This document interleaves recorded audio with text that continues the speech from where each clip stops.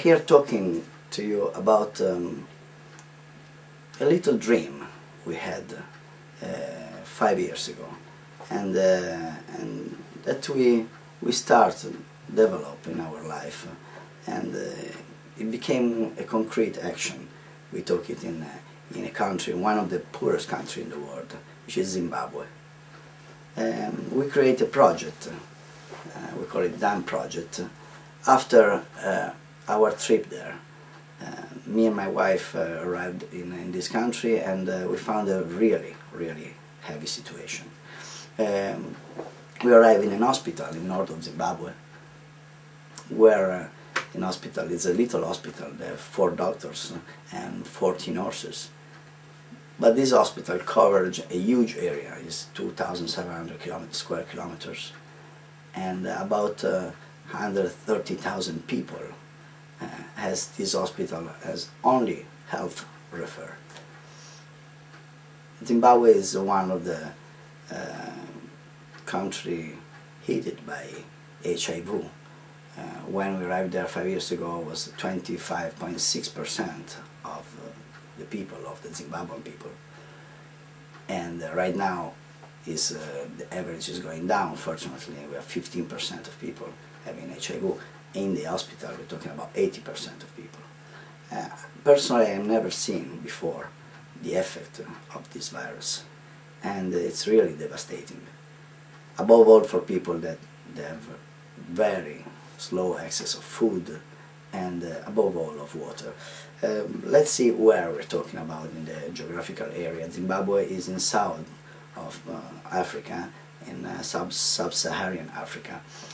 Is the last country after in the south of Africa, is north of South Africa, with Mozambique, with Zambia and Botswana on the borders. They have no access to the sea, and it was Rhodesia until 1980 when they got emancipated from apartheid.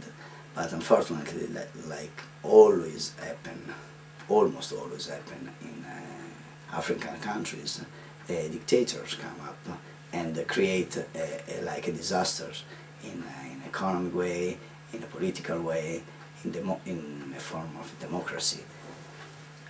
Right now in Zimbabwe we have a situation with 90% of the people living under the poor level, with $2 a day. Many people that have no house anymore, so many kids with no parents living like lost in the countries. I personally saw people taking grass for eating.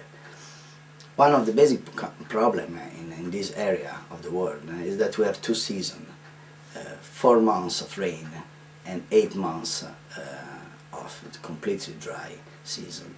And that is a real problem, where in many areas they have no access of water.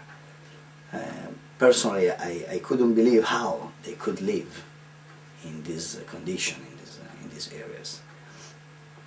Where we arrived in St. Albert, in the north of Zimbabwe, there is this missionary hospital, as I told you, with 4 doctors, and there is a school with 2,300 kids, primary and secondary school.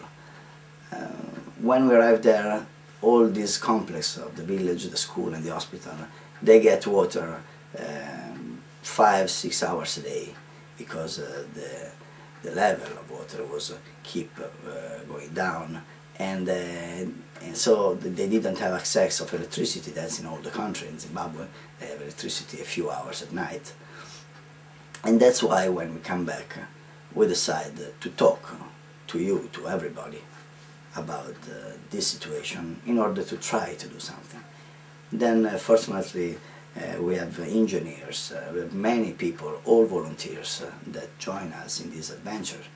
And in 5 years we keep going on in this project. We finished building a dam, which is 3 kilometers from the hospital. We brought a tube, and then we potabilize water Right now we have a potabilization system for 10,000 people.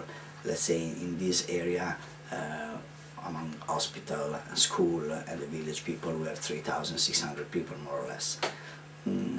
As we know, in Africa we have incrementation of people, so that's why we try to think of this infrastructure to build it up for the future, forming as in a cultural way the personal to take care of what we are doing.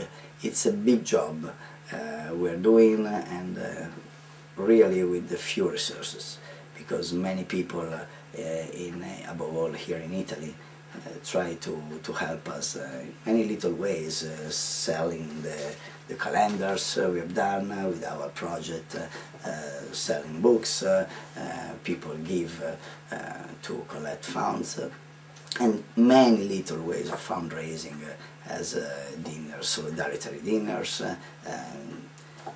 events, has concert, theaters, and many people help us really to keep going on this project. But not big organization. We have, I keep saying that we have just a group of volunteers. We open a bank account and we give it to anybody access to see money enters and where the money goes, because we have no expense, no management expense. All we are doing here is completely volunteer. We don't even send money there. We just buy material like tubes, cement, and all what we need to build up what we are doing. Right now we are in a very important phase of the project, because we have to irrigate 10 hectares, we hope, of fields in order to give real access to food to these people. I say in the site www.helpzimbabwe.com, then I will show you in the video. You will find many pictures. We took it there, very easy picture. We took it, me and engineers going there, of our little history. And what we want to say in this video,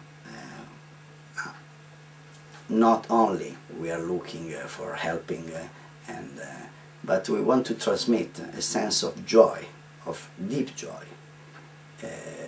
All of us, we are now more or less 87 people, volunteers working in a space of time we can cut in our life for this project, and we fill up our lives so much. That's really, it's really wonderful. We just invite everybody to try to do something, even here in your country where you're living, something free, something that can enrich you so much. And that's why in this video we want to thank so much the people living in St. Albert, the Zimbabwean people, for the big gift, the wonderful present they give us. And then we hope to keep going water and to keep making their life a little better, even practically. Thank you.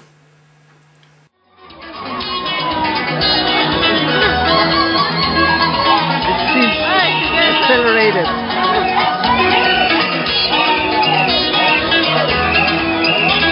Hey, future dancer.